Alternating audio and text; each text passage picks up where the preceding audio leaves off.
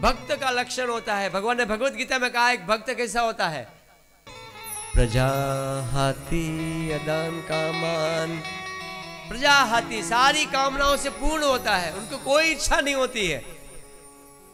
भगवान जो परिस्थिति में रखे वो रहता है, हर परिस्थिति में रहता है वो भक्त।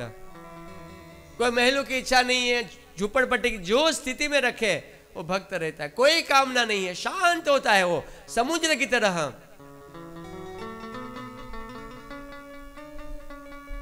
समुद्र में जिस प्रकार से नाना प्रकार की नदियों का जल आता है, लेकिन जल आने के बाद फिर भी समुद्र शांत ही बना रहता है। समुद्र शांत ही रहता है। समुद्र अपना तट का उल्लंघन कभी भी नहीं करता है, समुद्र हमेशा शांत होता है। नदिया का पानी आने दो, तट का उल्लंघन नहीं करता है। वैसे ही भक्त के अंदर नाना प्रकार की कामनाएं होता है, लेकिन वो भक्त कभी भी विचलित नहीं होता है। लेकिन नरक से आए हुए का भी गुण सुन लीजिए।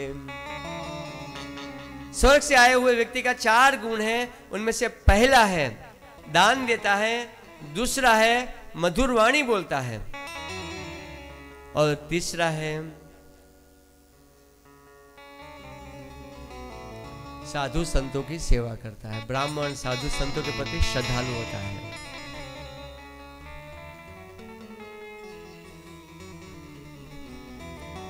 और चौथा है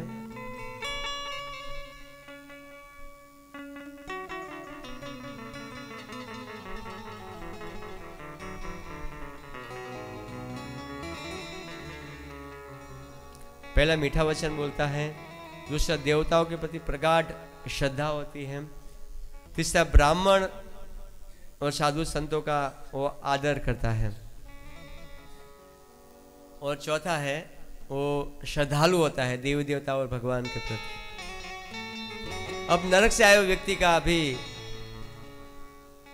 गुण को देखिए।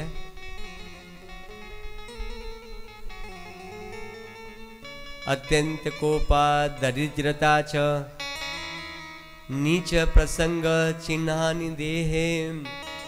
अत्यंत कोपा, उसकी वाणी जो है कोपा, कोपा मतलब वाणी में मधुरता नहीं होती है, उसकी वाणी में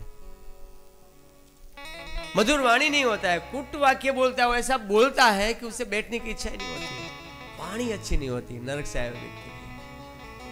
अगर लोगों को आजकल क्या चाहिए, लोगों को प्रेम चाहिए, वाणी मधुर चाहिए, आप उसको पैसा नहीं दोगे ना वो खुश हो, अगर मधुर वाणी से आप बात कर रहे हो वो खुश हो जाएगा। लोग तलाश करे, प्रेम की तलाश करे, कोई मुझे प्रेम से बातें करे, मुझे आदर करे, सत्कार करे, दुनिया में हर व्यक्ति ढूंढते हैं, लेकिन जो नरक से आया है वो मधुर वाणी नहीं बोल सकता है कभी भी, सदैव कटु वाक्य बोलता है, अत्यंत क्रोधी, उसमें गुस्सा बहुत हुआ करता है, गुस्सा छोटी छोटी बाबत में गुस्सा कर देता है। और तीसरा है दरिद्रता, गरीबी। दरिद्रता एक बहुत बड़ा दुख है। दरिद्रता, मैं गरीब परिवार से हूँ, गांव से आया हूँ, दरिद्रता एक बहुत बड़ा दुख है।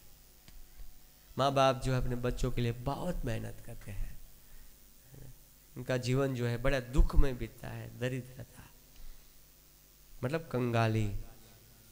और चौथा गुण है जो नरक से आया है कि अपने हितैषियों, जो हमारी जो मदद करने वाले हैं, अपने हितैषियों को वो सम्मान नहीं करता है, उनको समझ नहीं पाता है।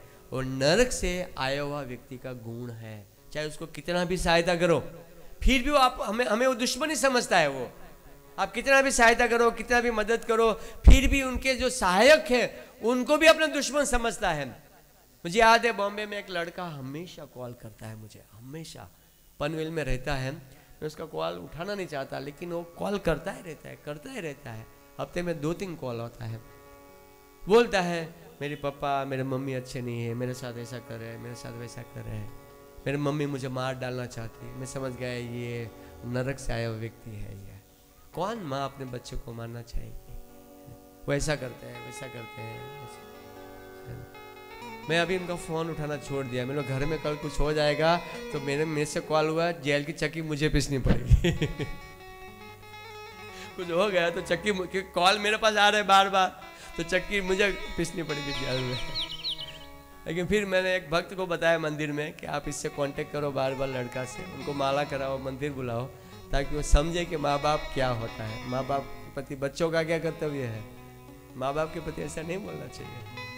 ठीक, माँ बाप अच्छे होंगे, लेकिन बच्चे में स्वभाव ऐसा था, गुण ऐसा था, और नर्क से आया था, क्या कर सकते। कितना भी बच्चे के लिए माँ बाप करे, वो ऐसा ही बोलते हैं कि आपने तो हमारे लिए कुछ किया ही नहीं। ये प्रिया जो है ना, प्रिया के लिए कितना भी करो आप, बड़ा सा महल बना के दे दो, फिर भी वो यही बोलेगी आपने बच्चों और हमारे लिए क्या किया। लो, यही बोलने वाली है वो, यही बोलेगी वो, आपने तो कुछ किया ही नहीं हमारे लिए।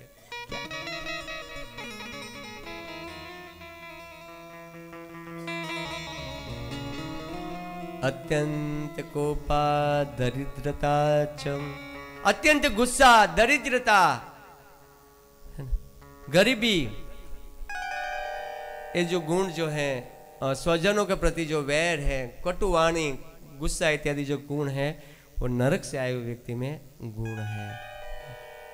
नंद महाराज बहुत ही गुणवान व्यक्ति थे। नंद महाराज जो है वो गर्गाचार्य जी की स्तुति करते हैं और कहते हैं कि त्वयं ही ब्रह्म विदा श्रेष्ठ, त्वयं ही ब्रह्म विदा श्रेष्ठ, त्वं ही ब्रह्म विदा श्रेष्ठ, संस्कारान् कर्तुमर्हसि बालयोर्नयो निणाम् जन्मनां ब्रह्मणो गुरु। त्वयं ही ब्रह्म विदा श्रेष्ठ, बोले हे गुरुजी, है गर्गाचार्य जी, आप ब्राह्मणों में श्रेष्ठ है, सभी जितने भी ब्राह्मण हैं सभी में आप श्रेष्ठ है। संस्कारान कर्तुम अर्हसि, आप मेरे घर पर आए हैं, लेकिन ये बालयोर नीणाम जन्म ब्राह्मणो गुरु, आप हमारे छोटे छोटे बालक हैं उनका नामकरण संस्कार करो। जो बालक हैं बालकों का नामकरण संस्कार करो। ब्राह्मणो गुरु, आप ब्राह्मण है, गुरु है, श्रेष्ठ व्यक्ति है, मेरे दोनों बालक है छोटे छोटे, कृष्ण और बलराम, दोनों का नामकरण संस्कार करो। दोनों 100 दिन के हो गए हैं, भगवान 100 दिन के हो गए थे। 100 दिन में जो यदुकुल में जो क्षत्रिय जो होते हैं उनका जो नामकरण संस्कार है वो 100 दिन में कर देना चाहिए। त्वं ही ब्रह्म विदा श्रेष्ठम संस्कारान् कर्तुम अर्हसि बालयोर नियोनिनां जन्मनां ब्रह्मणो गुरु। आप श्रेष्ठ व्यक्ति हैं, जितने भी साधु संत हैं, जितने भी ब्राह्मण हैं, मैं आपसे विनंती करता हूं कि मेरे छोटे छोटे जो बालक हैं, कृपया दोनों बालकों का नामकरण संस्कार करो, उनका नाम रखा जाए।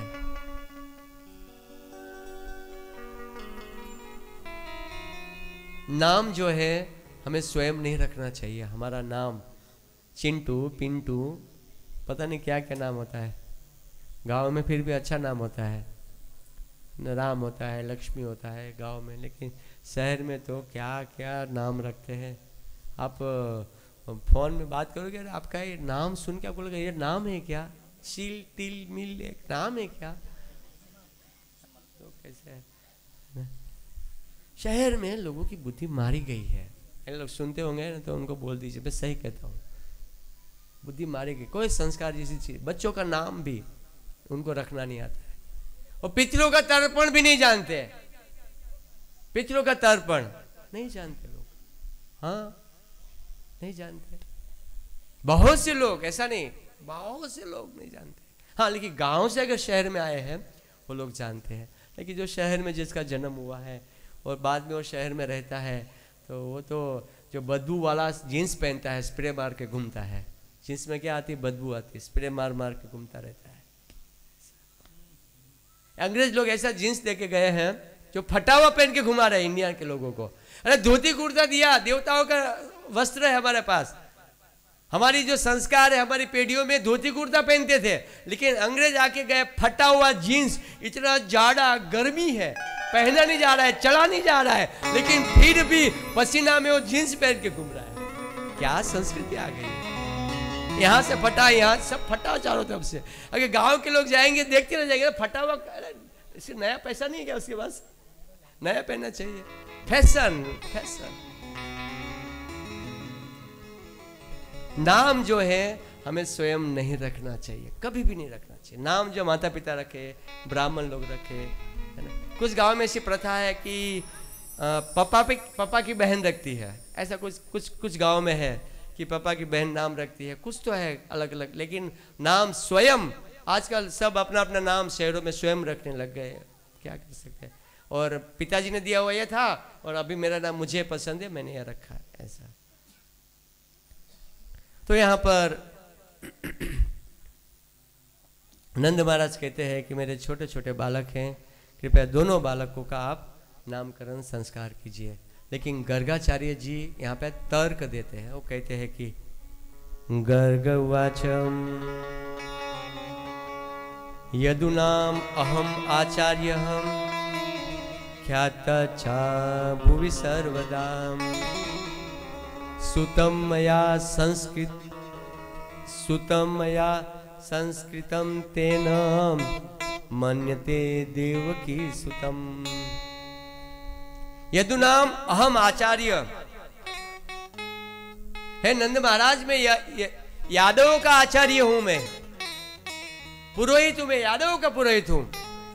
अगर सुतम संस्कृतिम, सुतम मया संस्कृतिम, अगर मैं आपके बालक का अगर मैं नामकरण संस्कार करूंगा तो लोग क्या मानेंगे, ये देवकी का लड़का है। क्या मानेंगे, देवकी वसुदेव जी का लड़का है। यहाँ पे गर्गाचार्य जी तर्क दे रहे हैं, अपनी बात को रख रहे हैं। बोले हे नंद महाराज, मैं तो यादवों का पुरोहित हूं मैं, और अगर मैं नामकरण संस्कार करूंगा तो दुनिया को, समाज को मालूम पड़ जाएगा कि देवकी का ही पुत्र है, क्योंकि मैं यादवों का नामकरण संस्कार रखता हूं। अगर आपका बालक का नामकरण संस्कार रखूंगा तो स्वाभाविक है कि मालूम पड़ ही जाएगा, क्योंकि मैं ख्यात च भुवि सर्वदा, मैं विख्यात व्यक्ति हूं, मुझे दुनिया में सभी लोग जानते हैं। अगर बड़े व्यक्ति का एक घर से दूसरे घर पे जाना होता है तो सभी लोग जानते हैं बड़े व्यक्ति को। वो एक घर से दूसरे घर में जाते हैं तो सब लोग जानते हैं वो कहाँ गया, कहाँ गया, कहाँ गया, इस गांव में गया, उस गांव में गया, बड़े व्यक्ति को जानते हैं। तो मेरा उठना, मेरा बैठना सभी लोग जानते हैं।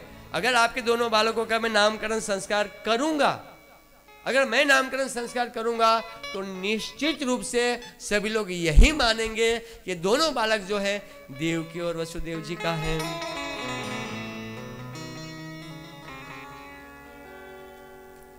कंस पापमतिम सख्यम तव चानक दुंदुभेम देवक्या अष्टभोगम। कंस पापमती, कंस की जो बुद्धि है पापमय हो चुकी है। देखिए, जिसकी पापमय गलत करने से अन्न खाया है उनकी बुद्धि भ्रष्ट हो गई है, वो किसी की सुनना नहीं चाहते। हमेशा जीवन को अच्छा बनाना चाहिए, पवित्र जीवन बनाना चाहिए।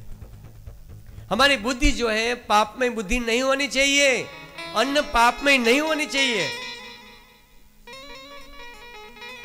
कंस की पापमय बुद्धि थी, अनेकों बालकों को मारा था, राक्षस था, असुर था वो, उसकी बुद्धि भ्रष्ट हो चुकी थी।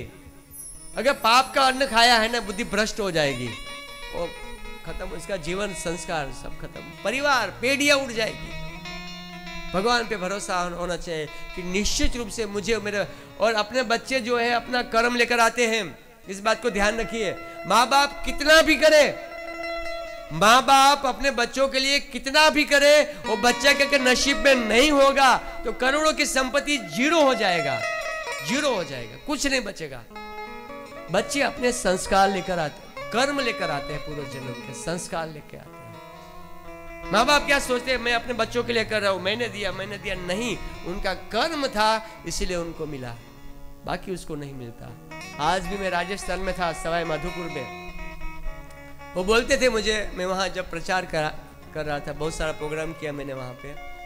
तो एक व्यक्ति था, वो मेरे पास आता था, बार बार मुझे महाराज बोलते थे। मैं बार बार समझाता था मुझे प्रभु जी बोलो, प्रभु जी बोलो, लेकिन मुझे वो महाराज बोलते थे, महाराज महाराज महाराज, हमेशा वो मुझे महाराज बोलते थे। तो मेरे पास आज मुझे 10 रुपया तो दो आप, ऐसा आपकी क्या सेवा करूँ, कपड़ा धो दूँ, ये कर दूँ, वो कर दूँ। मुझे नहीं कुछ सेवा नहीं, सामान उठा दूँ, दूध ला के दूँ, लेकिन मुझे 10 रुपया दो। फिर लोग आने लगे, फिर मुझे लोग बोलते थे महाराज आप उनका अपने पास आने मत दो, उसको बाहर रखो ऐसा। प्रभु जी आप दारू पीता है, वो पैसा दोगे दारू पियोगे, आप उसको नज़दीक मत लो ऐसा। फिर मैंने उसका कुछ इतिहास के बारे में पूछा कि वो दारू पीता है, कब से पीता है, उनका परिवार कौन है, माँ बाप कौन है। तो वहाँ के जिन्होंने हमें स्थान दिया था, अनिल जी गिट्टे वाले, सवाई माधोपुर में हमें एक छोटा सा कुटिया दिया था प्रचार करने के लिए, और आज भगवान की कृपा से वहाँ बहुत सुंदर सेंटर शुरू हो गया। हरि बोल। कोई शुरू में सहायता करते हैं, एक अपना कुटिया था, बोले आप उसमें साधु संत आएगा, वहाँ रहेगा, धर्म का प्रचार करेंगे। तो वो एक स्थान के कारण पूरा भव्य सेंटर हो गया वहाँ पे इस्कॉन का। और अनिल जी भी कहते थे कि प्रभु जी जब से मैंने मेरा स्थान मंदिर में सेवा के लिए दिया, तब से जो मैं पहले कमाता था इससे ज्यादा भी कमाता हूँ बोले। भगवान मुझे यहाँ सेवा करता हूँ तो वहां से देते हैं, ऐसा भगवान देते हैं। तो ये जो शराबी था उसके बारे में मैंने सुना, तो बताते थे कि वो जब छोटे थे 40 साल पहले, 35 साल पहले, गांव में एक भी गाड़ी नहीं थी। ये दारू पीने वाला, 10 रुपया मांगने वाला, 10 रुपया के लिए सामान उठाने वाला, 10 रुपये के लिए ये ट्रैवलर सर्विस में, मतलब टेम्पो वगैरह होते हैं, उसका लगेज ट्रांसपोर्ट सर्विस में लगेज उठा उठा के फेंक रहा है 10 रुपये के लिए। ये जो व्यक्ति था जब 40 साल पहले जब वो पढ़ रहा था तो गांव में एक भी गाड़ी नहीं थी, उनके पिताजी की अकेले के पास गाड़ी थी, गाड़ी में बैठ के उन्होंने पढ़ाई किया है। और आज उसके पिताजी नहीं है, माताजी नहीं है, और उसके पास खाने के लिए पैसा नहीं है। देखिए प्रकृति की क्या व्यवस्था है, दारू पी पी के रोड पे डोलते रहते हैं। प्रकृति की व्यवस्था देखो, माँ बाप ने इतना संपत्ति इकट्ठा करके देके गए, लेकिन बच्चों ने सारी उड़ा दी। इसीलिए कभी भी गलत कर्म करके अपने परिवार का पालन पोषण नहीं करना है, कभी भी नहीं करना है, कभी भी मत करो। गलत करके करोगे भोगना पड़ेगा, बच्चों को भोगना पड़ेगा, पत्नी को भोगना पड़ेगा। एक कर्म का सिद्धांत है। भगवान खिलाएंगे, क्यों नहीं खिलाएंगे? अरे हाथी को खिलाते हैं, कितना खाता है हाथी? चींटी को खिलाते हैं, हमें नहीं खिलाएंगे क्या? सबके लिए भगवान खिला रहे हैं, हमें क्यों नहीं खिलाएंगे? हमें भी खिलाएंगे। वो भी हमारा पिता है, हम भी उसके बच्चे, क्यों नहीं खिलाएंगे? मेरे बच्चों का देखभाल क्यों नहीं करेंगे? हाँ, कर्म में होगा मिलेगा, नहीं होगा तो नहीं मिलेगा। हम गलत क्यों करें? बहुत ही सुंदर कथा है। एक व्यक्ति कथा में बैठा था इसी प्रकार से, उन्होंने सुना कि जो भी खाना खिलाना है भगवान की इच्छा से ही लोग खाते हैं। कैसे खाते हैं? भगवान खिलाते तभी हम खाते हैं। तो जब उन्होंने सुना, उन्होंने विचार किया मैं खाऊंगा नहीं, देखते हैं भगवान मुझे कैसे खिलाते हैं। मैं खाऊंगा नहीं, आज मुझे नहीं खाना है। पत्नी ने बना के रखा, प्लेट रखा, अरे नहीं मुझे नहीं खाना है। अरे उपवास करोगे तो दुबले हो जाओगे, उपवास मत करो, खाओ, खाना पड़ेगा। अरे नहीं मुझे नहीं खाना है, तो आज उसको खिला दिया, बेचारा ने खा लिया। अभी दूसरे दिन विचार किया कि आज तो मैं खाऊंगा ही नहीं। क्या करूंगा? खेत में चला जाऊंगा, खेत में चला जाऊंगा, नहीं खाऊं। घर पे कहा कि देखे मैं खेत में जा रहा हूँ, टिफिन बिफिन कुछ बनाना मत, वहाँ पे पड़ोसी है, हमारे संबंधी है, गांव है बाजू में, वहाँ पे मैं खा लूंगा, कुछ भी आप बनाओ मत, मैं खेत में। सुबह में निकल गया, नीचे किया। महात्मा जी कहते थे कि भगवान खिलाते हैं और भगवान भूखा रखते हैं, लेकिन मैं अपनी इच्छा से भूखा रहूँगा, अपनी इच्छा से खाऊंगा। भगवान कैसे खिलाते हैं मैं देखना चाहता हूँ, मैं नहीं खाऊंगा ऐसा। मैं खेत में चले गए, वो तो खेत में था तो जंगल का समय था और खेत में था, पड़ोसी लोग खेतों में काम कर रहे थे। बोले काका टिफिन बिफिन डबल आए कि नहीं, आओ हमारे साथ खाने के लिए। बोला नहीं नहीं नहीं नहीं, मेरा उपवास है, उपवास है। और खेत में काम कर रहे थे, दोपहर का समय था, दोपहर का समय था। तो वहाँ पर पेड़ था, पेड़ पे पेड़ के नीचे छाँव में वो वहाँ पर बैठा हुआ था। और फिर मुसाफिर लोग आते थे जाते थे, आते थे जाते थे। लोग पूछते थे खाना पीना खाना, ये सब पहचानते थे गांव में। उन्होंने विचार किया कि मैं अभी नीचे नहीं बैठूंगा, पेड़ के ऊपर चढ़ के छुप जाऊंगा, मुझे छुप के रहना, लेकिन अगर नीचे रहूंगा तो और कोई ना कोई खिला देगा मुझे, भूखा, क्योंकि लोग खाएंगे तो मुझे भी खाना पड़ेगा, मना तो कर नहीं सकते। वो पेड़ के ऊपर चढ़ गया और पेड़ के ऊपर बैठा था। दोपहर पूरी हो रही थी, संध्या होने वाली थी। वो विचार करता, देखो मैं अपनी इच्छा से खाऊंगा, अपनी इच्छा से त्याग करूंगा। उसी समय पर उसी गांव में कुछ चोर लोग आए थे, चोरी किया था, हीरे ज्वेलरी बहुत सारे कैश रकम चोरी किया था, और उनके पास टिफिन का डब्बा भी था। नहीं, चोरी किया था और उनके पास टिफिन का डब्बा भी था। तो एक मुसाफिर था, उनके पास टिफिन का डब्बा था, चोरों के पास नहीं, मुसाफिर के पास टिफिन का डब्बा था। और इसी पेड़ के नीचे आके वो बैठा, मुसाफिर उसी पेड़ के नीचे बैठा, डब्बा खोला, पूड़ी पकोड़े ये वो नाना प्रकार का सामान, ऊपर मुसाफिर नीचे। ओ पूड़ी, अरे 5 बजा, अभी तक भूखा, एक पूड़ी खा लूँ, कल से उपवास करूँगा। मुसाफिर दाल डाला, ये कर रहा है वो कर रहा है, वो ज़्यादा भी था। उनको लगा कि ऊपर नीचे आता उधर पकोड़े खा लूँ, आज के दिन भूख लगा, थोड़ा पकोड़े खाने में क्या होगा। फिर विचार करता, नहीं मैं कुछ भी नहीं खाऊंगा। और जब वो वहाँ सामान सब रखा था, टिफिन का डब्बा रखा था, उसी समय पर शेर ने गर्जना की, भयंकर आवाज के साथ शेर ने गर्जना की। ये जो मुसाफिर जो था टिफिन का डब्बा छोड़ के भागा, टिफिन का डब्बा छोड़ के भाग गया। अभी टिफिन का डब्बा और वो व्यक्ति, 2 ही व्यक्ति थे, बीच में कोई नहीं था। अब देखिए, जब खाने के चीज हो और हम अकेले हो तो फिर तो कहना ही क्या। वो कोई रोकने वाला नहीं हो, बड़ा स्वीट बना पूड़ी पकोड़ा है तो कभी भी खाओ ऐसा। तो वो व्यक्ति विचार करता है कि थोड़ा खा लूँ, लेकिन मन को बोला नहीं। स्वामी जी बोल रहे थे कथा में कि भगवान खिलाते हैं, भगवान भूखे रखते हैं, नहीं, गलत बात है। मैं अपनी इच्छा से खाऊंगा, अपनी इच्छा से भूखा रहूंगा। वो पेड़ के ऊपर ही बैठा रहा। उसी समय गांव में चोरी करके चोर आए और बहुत सारे रुपए वगैरह झोले वगैरह थे, आपस में बंटवारा कर रहे थे इसी पेड़ के नीचे। वो व्यक्ति ऊपर था, तो बंटवारा करते करते एक चोर की नज़र गई इसी टिफिन के डब्बे के ऊपर। बोला, ओ टिफिन का डब्बा उठा के लाया, बोला ओ देखो पूड़ी पकोड़ा खीर, चलो खा ले। दूसरा चोर कहते हैं कि हम वर्षों से यहाँ चोरी करते हैं, हम यहाँ पर वर्षों से चोरी करते हैं। गांव वालों ने हमें पकड़ने के लिए, हमें मारने के लिए टिफिन के डब्बा में जहर डाल के रखा है, हम नहीं खाएंगे। बोले काम करो, कुत्ता को ढूंढो, कुत्ता को खिलाओ जबरदस्ती, कुत्ता मिलेगा, वो खाएगा, अगर मरेगा नहीं तो समझेंगे इसमें जहर नहीं है। देखो इतना सारा टिफिन के डब्बा में भरा, हम तो खाएंगे, पहले कुत्तों को खिलाओ। चारों तरफ देखा, कुत्ता नजर नहीं आ रहा था, लेकिन उसकी धोती नजर आ गई। किसी को क्या नजर आ गया? धोती, उसकी धोती नजर आ गई। एक व्यक्ति कहता, अरे वो धोती, अरे धोती कोई है, अरे कौन है कौन है? चारों खड़े हो गए, अरे कौन है, उतर नीचे। बोला नहीं उतरूंगा। बोला नीचे उतर पहले। बोला नहीं उतरूंगा। बोला उतरते हो कि डंडा लेके आए हम लोग, मारेंगे आपको, उतर नीचे। बोला नहीं उतरूंगा। बोला उतरो और खा के दिखाओ। अरे नहीं खाऊंगा। उतरो। 2 चोर ऊपर गए, 2 चोर नीचे, जबरदस्ती उसको पटका, जबरदस्ती मुंह खोला और पूड़ी पकोड़े खीर जबरदस्ती डाला और आधा घंटा 1 घंटा तक उसको वहां पर बांध के रखा। उनको तुरंत ही बात याद आ गई, महाराज जी गुरुजी सही कहते थे कि भगवान ही सबको खिलाते हैं और भगवान ही सबको भूखा रखते हैं। हरे कृष्ण हरे कृष्ण। भगवान ही सबको खिलाते हैं, भगवान ही भूखा रखते हैं। बिल्कुल सत्य वस्तु है ये, प्रकृति की ऐसी व्यवस्था है, लेकिन माया बहुत पावरफुल है। सावधान।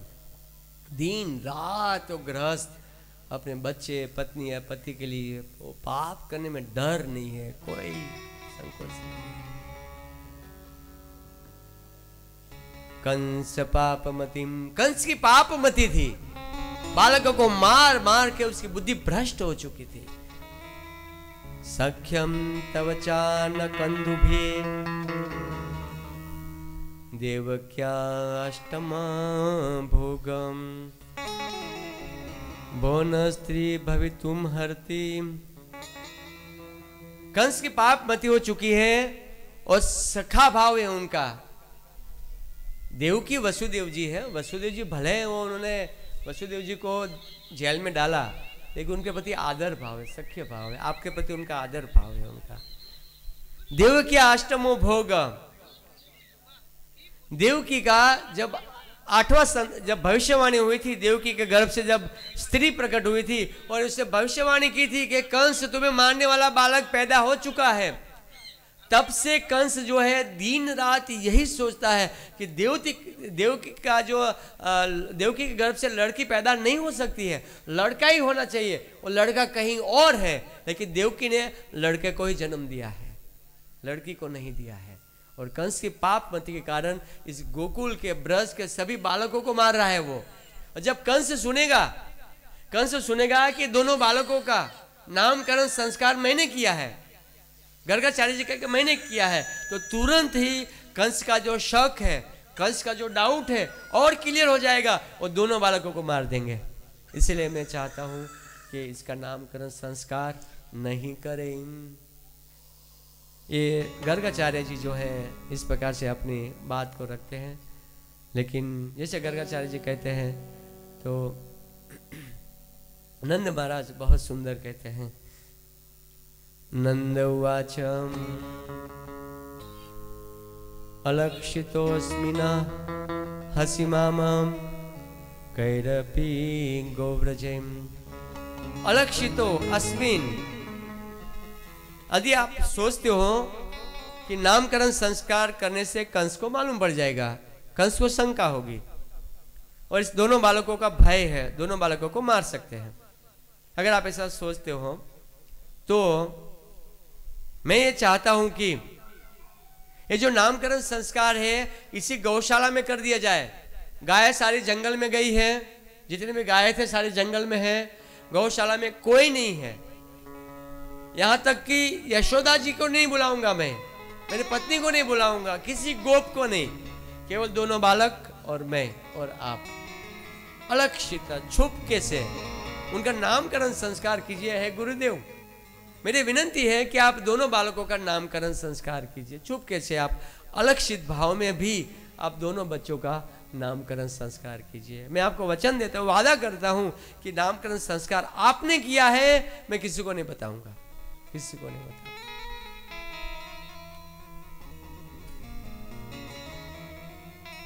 श्री शुक उवाचम एवं संप्रार्थितो विप्रम, एवं संप्रार्थितो विप्रम सवचिकीर्षितमेव तत् चकार नाम करणम गुढ़ो रहसी बालयो। सुखदेव गोस्वामी आगे वर्णन करते हैं कि जब नंद महाराज ने इस प्रकार से गर्गाचार्य जी को विनंती किया तो उनका नामकरण संस्कार करने के लिए गर्गाचार्य जी ने दोनों बालक को उठाया, एक को यहाँ बैठाया और एक को यहाँ बैठाया, एक को राइट में और एक को लेफ्ट में। दोनों बालक छोटे छोटे पर 100 दिन के थे, कृष्ण बलराम 100 दिन के थे। देखिए भगवान का जन्म चुपके से हुआ, भगवान का नामकरण चुपके से हुआ, चुपके से। भगवान की लीला कितनी अद्भुत है। भगवान माखन की चोरी चुपके से करते हैं, भगवान ने गोपियों को वस्त्रन चुपके से उठाया, चुराया। नामकरण संस्कार में केवल नंद महाराज और गर्गाचार्य जी और दोनों बालक, है ना, गर्गाचार्य ने दोनों बालक को उठाया और दोनों को गोद में बैठाया, एक साइड में कृष्ण एक साइड में बलराम जी। श्री गर्ग उवाचम, देखिए भगवान का नामकरण संस्कार हो रहा है, अद्भुत नामकरण संस्कार है। भगवान का नाम, यहाँ पे नाम रखा जा रहा है भगवान का। पहले बलराम जी का नाम रखते हैं,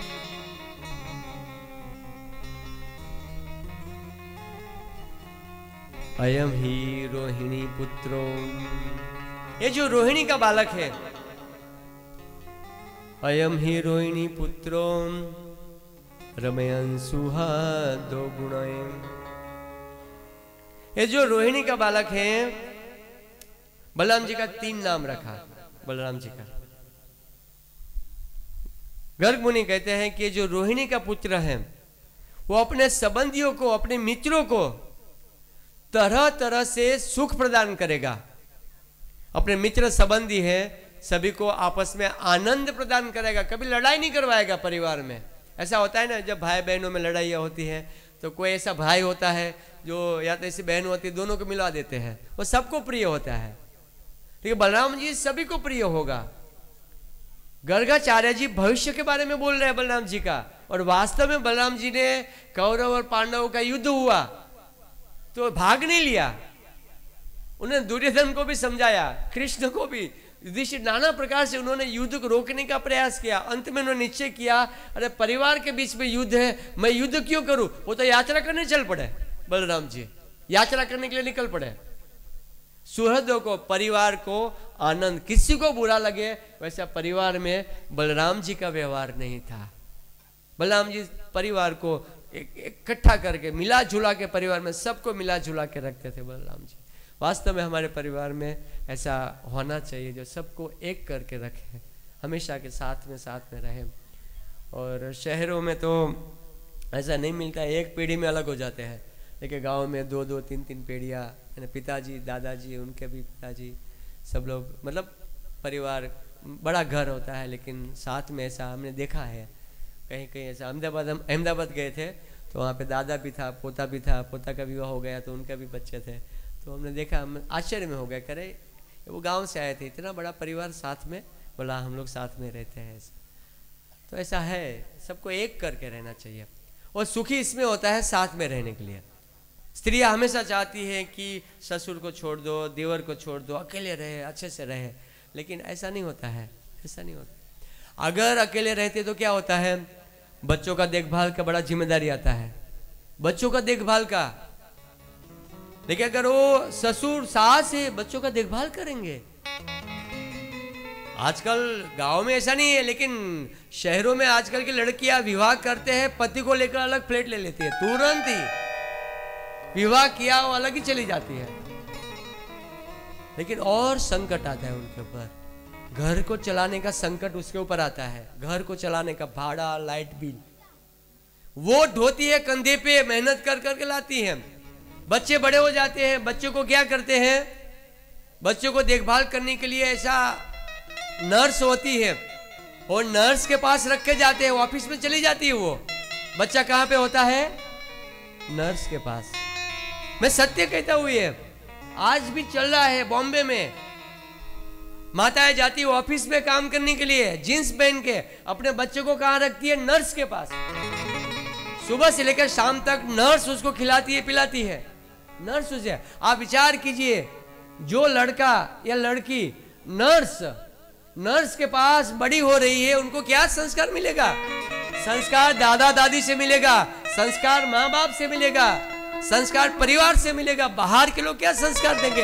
पागल हो गए लोग, बुद्धि मारी गई है लोगों की, मूर्ख हो चुके हैं, ज्यादा पढ़ाई लिखाई अमेरिका से पढ़ के। अरे पागल, मूर्ख है, गद्दे है आप, एक नंबर के गद्दे और गद्दे हो तुम लोग, साले पगला गए हो क्या? ऐसा हमेशा स्त्रियों को परिवार के साथ ही रहना चाहिए। अकेले में रहेंगे, पति उनके ऊपर विश्वास नहीं करेगा, कैसे रहेगी वो? हमेशा लड़ाई झगड़ा, सास ससुर है तो चुप भी कराएंगे, परिवार में कंट्रोल करेंगे। सासू माँ बहू को, हमेशा स्त्रियों को परिवार में कंट्रोल में रहना है। बुरा मत मानिए, वेद कहता है, भागवत कहता है, हर एक स्त्रियों को अपने पति के अधीन, ससुर के अधीन, परिवार के अधीन रहना है। अगर वो स्वतंत्र होना चाहेगी, दुखी रहेगी। नियंत्रण में रहना है। जैसे बालक हमेशा माँ बाप के नियंत्रण में रहता है, वैसे स्त्रियों को शास्त्र कहता है, माँ बाप, पति, छोटी थी तो माँ बाप के नियंत्रण में, बड़ी होती है तो पति के नियंत्रण में, और बड़ी होती है तो बच्चों के नियंत्रण में, सुरक्षा में। उनको हमेशा इसी सुरक्षा में रहना है। बच्चे, पति और माँ बाप, उन्हीं के संरक्षण में, सुरक्षा में रहना है। अकेले में रहने का मत सोचो। हालांकि गांव में तो ऐसा संभव नहीं है, लेकिन शहरों में सब चीजें आम देखने को मिलती है, बहुत देखने को। यहाँ तक कि वो लड़का अपने माँ बाप को भी वृद्धाश्रम में डालने में डरता नहीं। समाज, गांव में तो समाज का भय है, अगर माँ बाप की सेवा नहीं करेंगे तो दुनिया क्या कहेगी। शहर में तो क्या, कौन बोलने वाला, कौन पहचानता है। अच्छे अच्छे इंजीनियर, डॉक्टर लोग वृद्धाश्रम में पड़े हैं, अच्छे अच्छे। फ्लैट था, बच्चों को दे दिया, संपत्ति बच्चों को दे दी, अभी कोई देखभाल नहीं करते हैं। कभी भी बच्चों को संपत्ति मत देना, मरने के बाद आपकी है, जीते जी मत देना। बच्चे पे भरोसा करो लेकिन कलयुग पे भरोसा मत करो। कलयुग पे भरोसा मत करो। कलयुग कब बुद्धि भ्रष्ट कर देंगी। मरने के बाद सब आपका है, अभी नहीं। इतना अच्छा मत बनना। माँ या पिता जो भी हो, बच्चे को नहीं देना। मरने आपका ही है, लेकिन जीते जी नहीं। जब तक हमारा देह है हम बंटवारा नहीं करेंगे, हम जमीन नहीं देंगे। मेरा प्रत्यक्ष अनुभव है। बॉम्बे में पनवेल में मेरा सत्संग हुआ करता था। तो एक माताजी थी, उनकी 2 लड़कियां थी। उसके पति की मृत्यु हो गई थी, लेकिन पति जो थे वो गवर्नमेंट जॉब करते थे। उनके पति जो थे वो गवर्नमेंट जॉब करते थे। तो गवर्नमेंट जॉब करने के कारण गवर्नमेंट जॉब थी, लेकिन उसकी मृत्यु हो चुकी थी। पति की मृत्यु हो चुकी थी और गवर्नमेंट जॉब कर रहे थे। तो उनको तनख्वाह मिल रही थी, प्रत्येक महीने पैसा मिल रहा था। क्योंकि कोई गवर्नमेंट जॉब करता है और बाद में उसकी मृत्यु होती है तो बाद में उससे मिलता है पैसा। तो दोनों लड़कियां का और उसकी पत्नी, वो तो मर चुके थे, उनका पालन पोषण और पिताजी के महीने महीने पैसा आता था, इससे होता था। बॉम्बे में उनका 3 मकान था, लेकिन लड़कियों की इच्छा हुई वृंदावन में रहने की। हमें वृंदावन जाना है। तो मम्मी हम सब बेच देते हैं। एक एक करके 3 मकान बेचा और वृंदावन में 2 मकान लिया। लेकिन माँ बेचारी उम्र हो गया था, छोटी दोनों बच्ची थी। बच्ची वो भी बड़ी हो गई थी, माँ की उम्र हो गई थी। तो सही करना साइन करना आते नहीं है। पहले संपत्ति पिताजी के नाम पे थी, अभी संपत्ति लड़कियां थी तो नाम बदलना था। तो माँ ने कहा ठीक है आपके नाम पे करो। बच्चों दोनों लड़कियों के नाम पे कर दिया। बुढ़ापा आया, वो माँ को लड़कियों ने देखभाल नहीं किया। मैं उनके घर पे गया था तो उसकी माँ जो थी, जब इसकी बेटी अंदर गई रोते हुए बोले कि प्रभु जी मुझे जूस पीने का पैसा नहीं देती है लड़की मेरी। जूस पीने के लिए 40 रुपया नहीं देती है लड़की। दोनों लड़कियां इनका देखभाल नहीं किया। अंत तो इस माँ को अपने पिताजी के घर जाना पड़ेगा। भाई गांव वालों ने रखा और गांव में उनकी मृत्यु हुई। इसलिए हमेशा कभी भी कलयुग है, कलयुग में कभी भी आप भरोसा नहीं करना है। चाहे बच्चे हो, लड़की हो, लड़का हो, बुढ़ापा मर जाएंगे तो आपका, लेकिन जीते जी हमें उनको नहीं देना है। ये प्रत्यक्ष उदाहरण मेरा है। मैं बड़ा दुख लगा। लेकिन वो लड़की मुझे क्या बोली, प्रभु जी आप हमारे परिवार में क्यों आते हो, आप मेरा परिवार का मामला है, हमारे बीच में क्यों आप आते हो। फिर मैंने प्रणाम कर दिया, फिर कुछ भी बात नहीं किया। फिर मैं सोचा दूर रहना ही उत्तम है। दोनों लड़कियों का विवाह हो गया। एक लड़की का विवाह हुआ मायापुर और दूसरी का वृंदावन में विवाह हो गया। मायापुर में अभी संपत्ति थी पिताजी की, मकान बेचा, वृंदावन में मकान, मायापुर में रहते थे। जो लड़की का विवाह मायापुर में हुआ, जो बड़ी वाली जो ठीक से देखभाल नहीं कर रही थी, उनका लड़का हुआ होते ही 7 लाख रुपया हॉस्पिटल में गया, 7 लाख रुपया।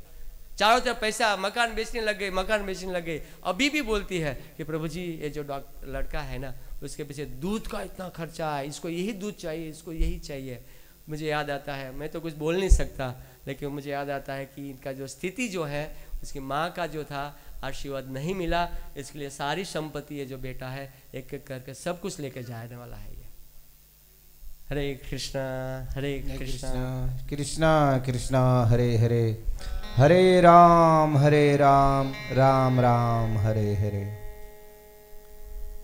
यदुनाम पृथक भावम संगकर्षण मुष्यति आख्यास्यते रामैति बलाधिक्या बलम विदुम। अयम ही रोहिणी पुत्रो, ये जो रोहिणी का पुत्र बलराम जी हैं, वो परिवार में आपस को मिला के रखेगा।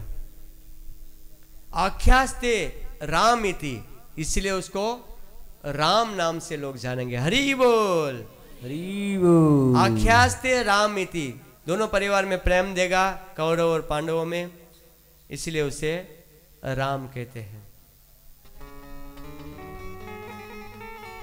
इति बलाधिक्या बलम विदुम, उसमें बहुत बल है बलराम जी में। बलराम बल होने के कारण उसे बलराम कहा जाएगा। हरि बोल।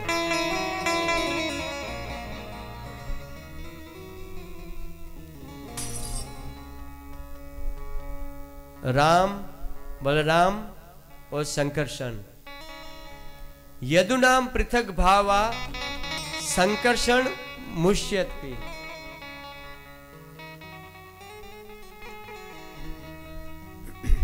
दोनों परिवारों में वो प्रेम प्रदान करेगा, इसलिए संकर्षण भी उसके नाम से, संकर्षण के नाम से भी उनको जाना जाएगा। बलराम जी का 3 नाम रखा, राम, बलराम और संकर्षण। गर्गाचार्य जी, अब गर्गाचार्य जी कृष्ण का नाम रखने जा रहे हैं, भगवान कृष्ण का।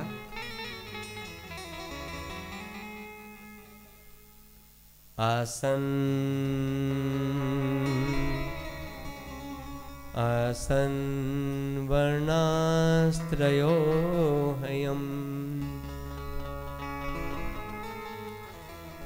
सग्युयतो अनुयुगं तनुम् शुक्लो रक्तस्तथा पीतम् इदानीं कृष्णतां गतम्। गर्गाचार्य जी बहुत सुंदर कहते हैं, वो कहते हैं कि आसन वर्णो तयो ही युगम। आपका जो पुत्र ये जो कृष्ण,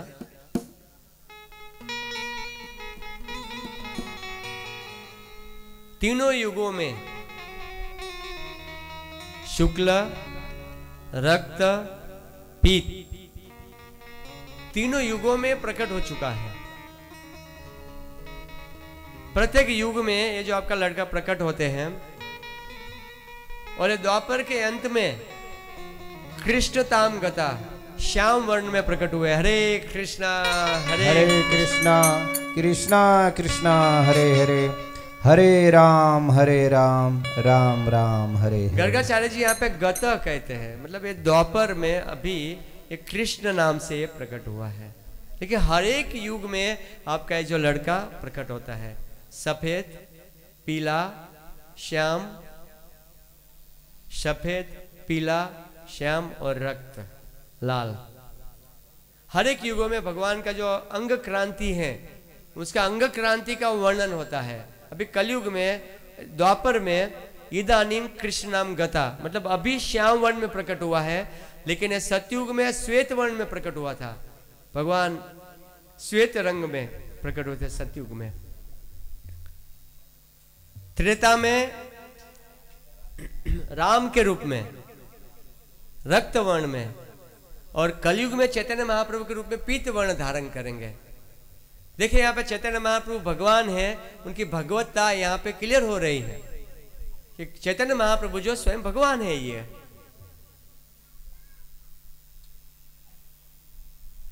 हमें किसी भी प्रकार का संदेह नहीं होना चाहिए चैतन्य महाप्रभु के प्रति, क्योंकि चैतन्य महाप्रभु भगवान है, उनका नाना प्रकार के शास्त्रों में वर्णन प्राप्त होता है। भागवत कहता है कि कलयुग में पीत वर्ण में प्रकट होते हैं भगवान। चैतन्य महाप्रभु की भगवत्ता है, ये पीत वर्ण में चैतन्य महाप्रभु है, शास्त्र प्रमाण है। अगर कोई व्यक्ति भगवान है, भगवान की हमने कल 6 परिभाषा बताई थी, 6 ऐश्वर्य को बताया था, लेकिन अगर कोई व्यक्ति भगवान है, उसमें 5 और भी गुण होना चाहिए। वो पहला है शास्त्र आधार, शास्त्र में उसका प्रमाण मिलना चाहिए। शास्त्र में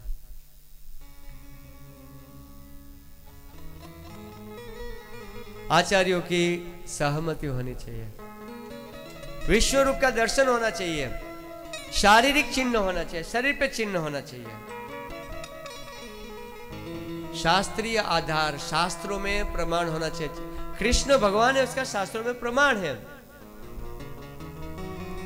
भगवान क्या कहते हैं? अहम सर्वस्य प्रभो मत्त सर्व प्रवर्तते इति मत्वा भजन्ते माम बुद्धा भाव समन्विता। अहम सर्वस्य प्रभो, मैंने भौतिक और आध्यात्मिक जगत दोनों को प्रकट किया। कोई बोल सकता है ऐसा?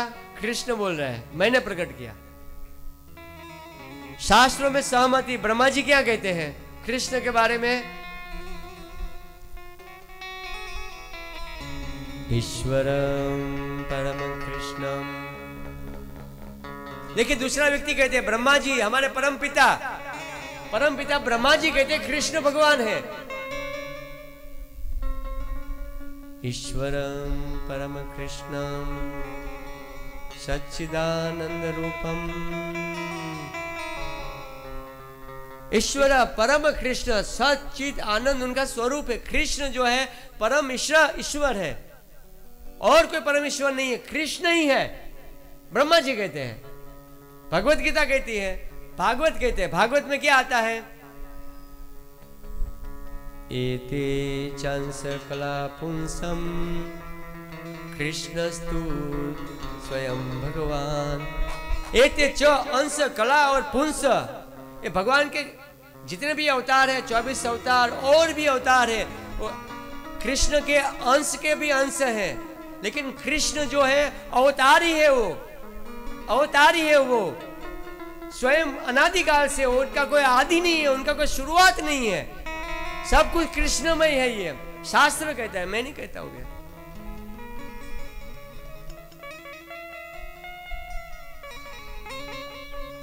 उपनिषद भी कहता है, पुराण में भी वर्णन प्राप्त होता है, नाना प्रकार के शास्त्रों में कृष्ण की भगवत्ता के बारे में वर्णन होता है। मैं संदेह नहीं करना चाहिए, कृष्ण भगवान है, उनको हमें स्वीकार कर लेना चाहिए। क्या प्रॉब्लम है हमें शास्त्र की बात को क्यों किसी मन का ढंग पे आए?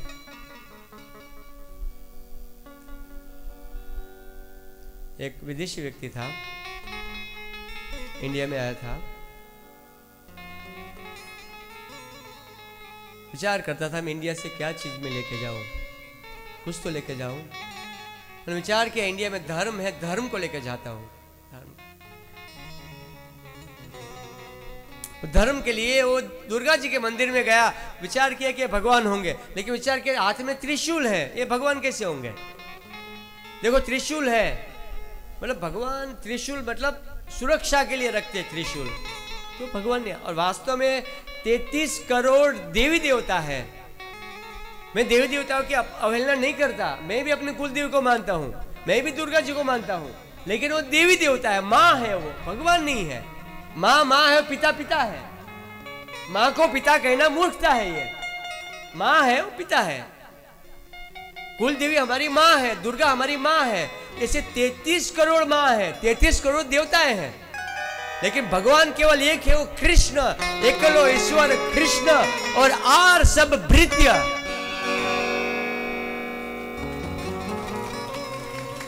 केवल कृष्ण भगवान, अकेले भगवान है कृष्ण।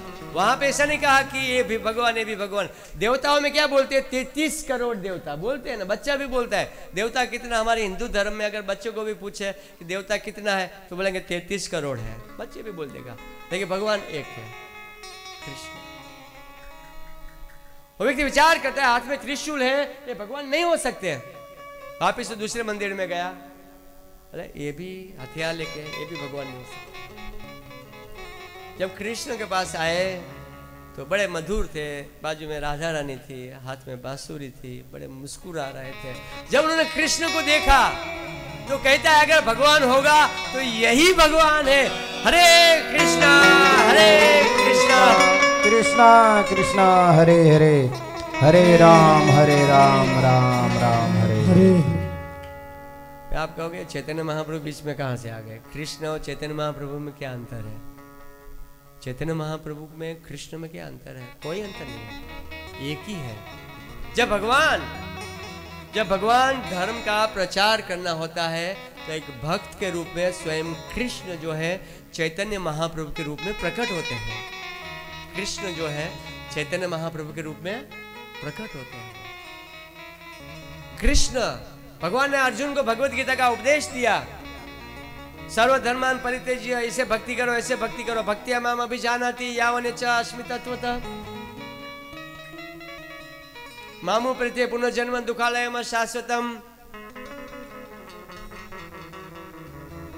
नाना प्रकार से गीता में भगवान ने अर्जुन को उपदेश दिया और उपदेश देने के बाद भक्ति का प्रचार किया। लेकिन कुछ वर्षों के बाद लोग समझ नहीं पा रहे थे, लोग समझ नहीं पा रहे थे कि भक्ति क्या है, भक्ति कैसे करें। वही कृष्ण चैतन्य महाप्रभु के रूप में आए। कृष्ण, स्वयं कृष्ण, उनके अवतार नहीं। एक बार श्री प्रभुपाद जी ने एक छोटी बालिका को भक्तों से पूछा, कृष्ण कौन है, भगवान चैतन्य महाप्रभु कौन है? एक कहता है कि भगवान का अवतार है, कोई कहता है ये, कोई कहता है वो। लेकिन श्री प्रभुपाद जी कहते हैं कि कृष्ण जो है, चैतन्य महाप्रभु जो है स्वयं कृष्ण है। चैतन्य महाप्रभु स्वयं कृष्ण, कृष्ण का अवतार नहीं है, स्वयं कृष्ण है। शास्त्र में आधार मिलता है इसका। कलो वर्णम तिशा कृष्णम सांगोपांगास्त्र पार्षदम यज्ञे संकीर्तन प्राहेम यजन्ति सुमेधसम। भागवत में चैतन्य महाप्रभु की भगवता, कृष्ण चैतन्य महाप्रभु स्वयं कृष्ण है, भागवत में इसका वर्णन प्राप्त होता है। आचार्यों की सहमति होनी चाहिए। कोई अगर भगवान है तो कोई वरिष्ठ आचार्य भी कहना चाहिए कि भगवान है, तभी हम उसको भगवान मानेंगे। चैतन्य महाप्रभु भगवान है, वो आचार्यों की सहमति है।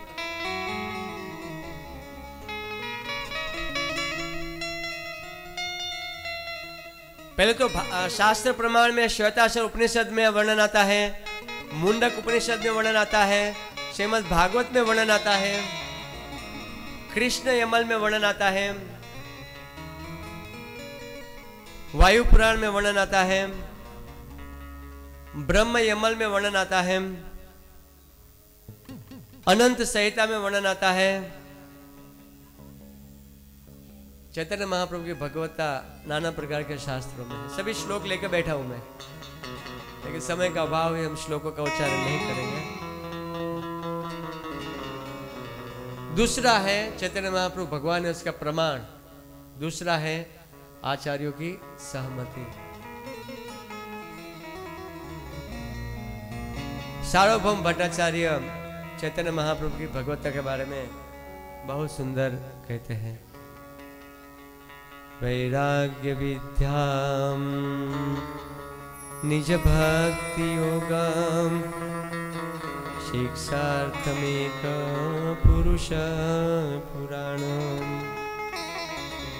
हरे कृष्णा बोलिए कृष्णा कृष्णा हरे हरे।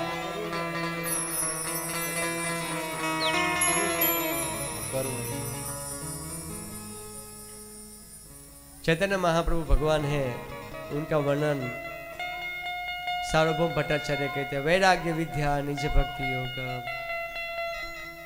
शिक्षार्थ एक पुरुष पुराणम। श्री कृष्ण चैतन्य शरीरधारी कृपा मुदीर्य स्तमहम प्रपत्ति।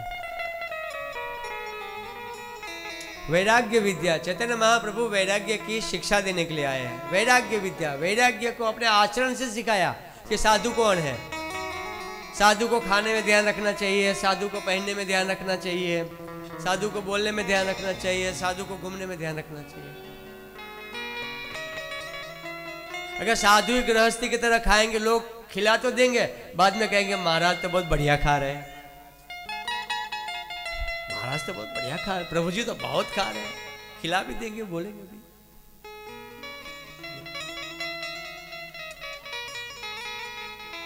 वैराग्य अपने आचरण से सिखाना है। वैराग्य इसे कहते हैं कि सपने में भी स्त्री का चिंतन नहीं होना चाहिए साधुओं को, सपने में भी नहीं। सपने में तभी होगा जब मिलेंगे, तभी तो होगा, सपने में भी नहीं होना चाहिए। भगवान श्री चैतन्य महाप्रभु ने हरिदास को हटाया, भगाया, केवल एक काम किया था, उन्होंने भिक्षा लिया था, वृद्ध माता से हाथों हाथ से भिक्षा लिया।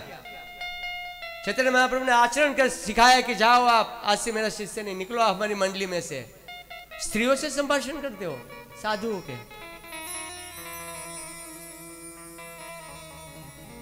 वैराग्य होना चाहिए साधुओं में, आचरण होना चाहिए साधुओं में। रघुनाथ दास ठाकुर छाछ पी के रहते थे, गृहस्थों के लिए नहीं, मैं साधु की बात कर रहा हूं।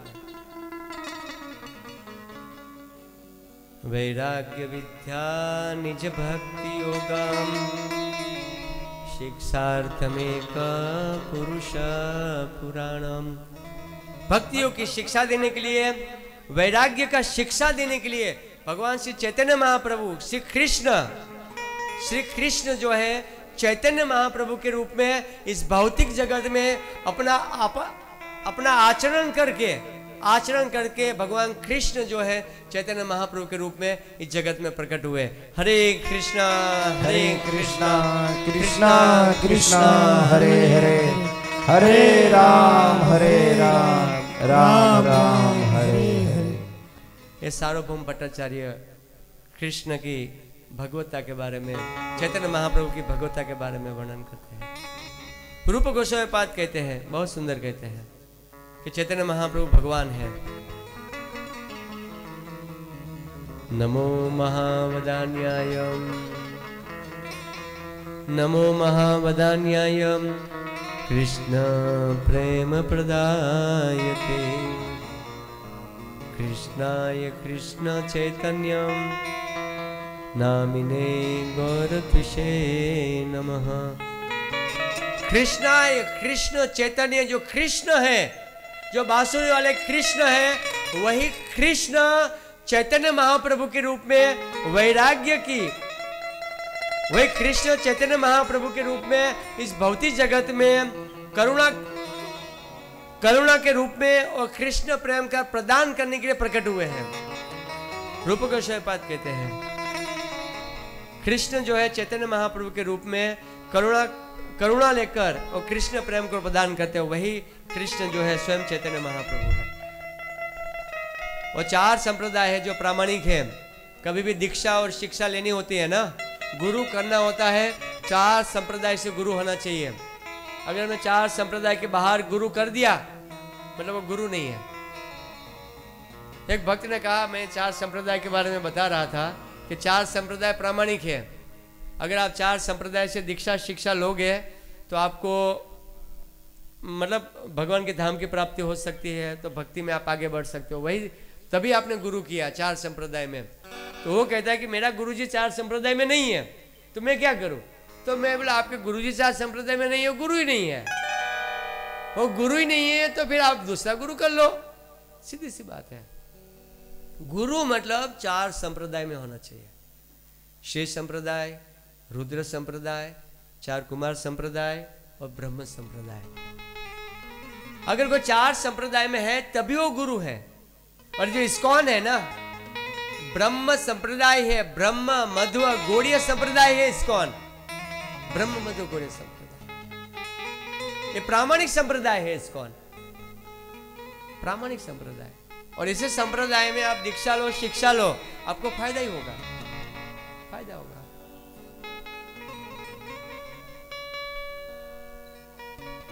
तीसरा है विश्व रूप दर्शन, और चौथा है शरीर पे चिन्ह, और 5वां है नम्रता। हम कल चर्चा करेंगे। आज भगवान का नामकरण संस्कार हो गया कृष्ण और बलराम जी का, और कल भगवान की बाल्य लीलाएं शुरू हो जाएंगी। सब लोग बोलते हैं ना कि थोड़ी माखन चोर की लीला तो सुनाओ, तो कल से भगवान की जो लीलाएं हैं लीलाओं की शुरुआत होगी। हरे कृष्णा कृष्णा कृष्णा राम हरे।